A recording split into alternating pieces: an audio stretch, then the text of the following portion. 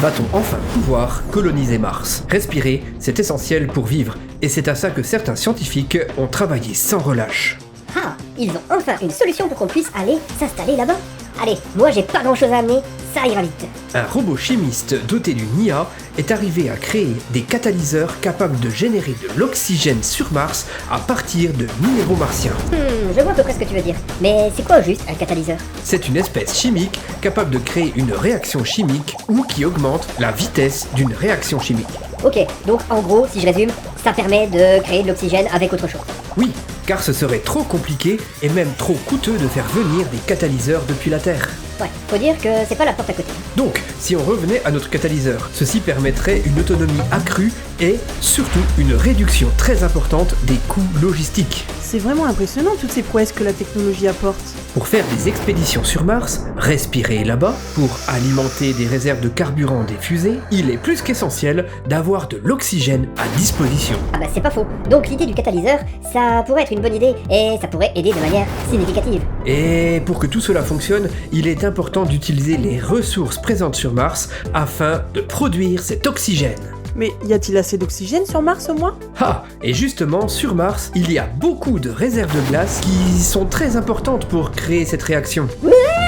Trop bien! Et donc, les scientifiques travaillent sur cette idée de catalyseur qui, en induisant des réactions chimiques, sépare ainsi l'hydrogène et l'oxygène gazeux. Waouh, ça avance à une vitesse remarquable tout ça.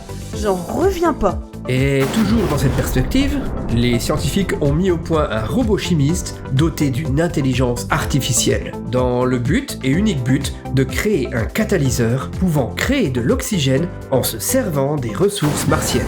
En vrai, c'est une super idée de se servir des éléments qui sont déjà sur place. Ce robot est autonome et a donc effectué une analyse détaillée de la composition chimique de 5 météorites venant de Mars. Autonome! Et rappelle-toi, on a fait une vidéo la semaine dernière sur la contribution de l'IA dans les différents domaines scientifiques. Si t'as pas été la voir, je te la mets en haut à droite, ou à gauche. Enfin, je sais plus, tu cherches. Au fait, n'hésite pas à t'abonner si c'est pas encore fait. Et activer la petite cloche, les pouces bleus, les petits coms et tout.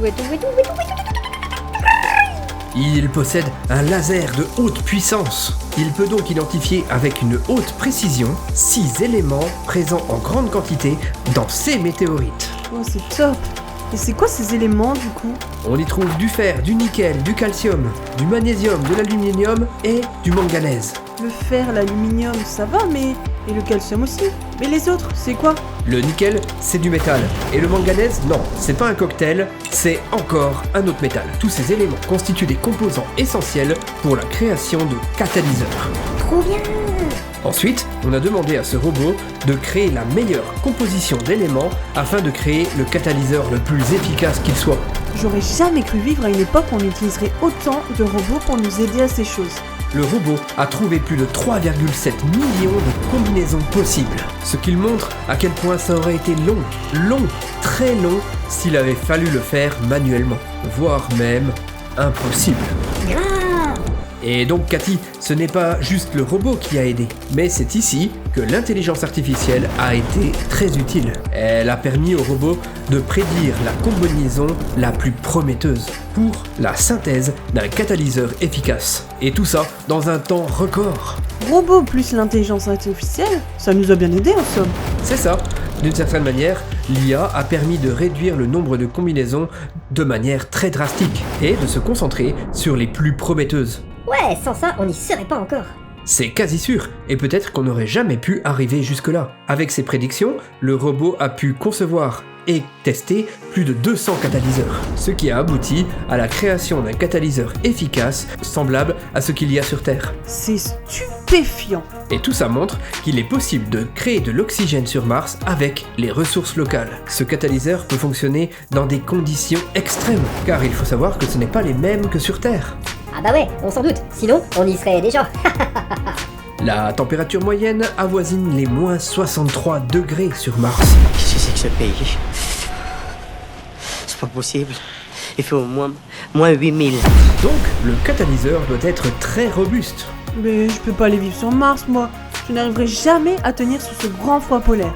Est-ce que vous seriez partant pour aller vivre sur Mars? Ou alors vous préférez garder les pieds sur Terre? Dites-nous tout ça dans les commentaires. Il est tellement puissant qu'il pourrait transformer l'environnement d'une pièce de 100 mètres carrés sur Mars pour atteindre des niveaux d'oxygène comparables à ceux présents sur Terre en seulement 15 heures. Non mais c'est trop ouf! Ce qui sous-entend que rendre des locaux habitables sur Mars ne prendrait pas tant de temps que ça. Oh oh oh! Intéressant! On peut donc dire que la contribution de l'IA dans la science, et plus particulièrement ici la recherche spatiale, est un tournant majeur pour les avancées scientifiques. Carrément! Bon, après, il faut toujours être prudent. L'IA ne remplace pas l'expertise humaine, mais elle est surtout là pour la compléter. Oui, bien sûr!